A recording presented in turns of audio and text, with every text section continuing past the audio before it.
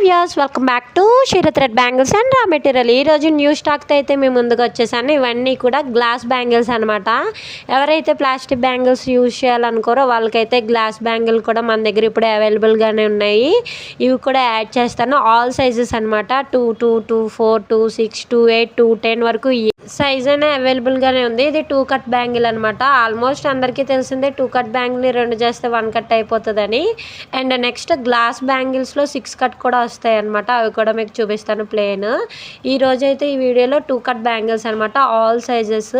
And చూసారా ఎంత పగడ్బందీగా ప్యాకింగ్ అయితే ఉందన్నమాట.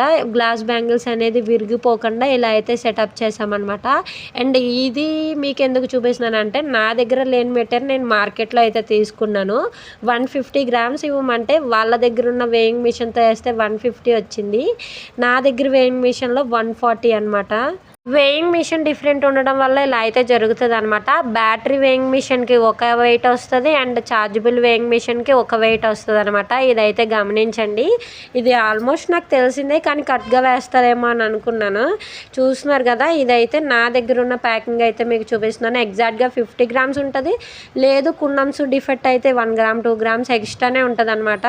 చూస్తున్నారు కదా, ఇలాగా మేము ప్యాకింగ్ చేసినప్పుడు అయితే అసలు ఫ్యాన్ అనేది యూజ్ చేయమన్నమాట. ఆఫ్లైన్ కస్టమర్స్కి అయితే దీని గురించి బాగా తెలుసు. ఎందుకంటే ఇంటికి వచ్చి తీసుకుంటారు కదా, వాళ్ళకి తెలుసు అనమాట మేము పడే బాధ అనమాట.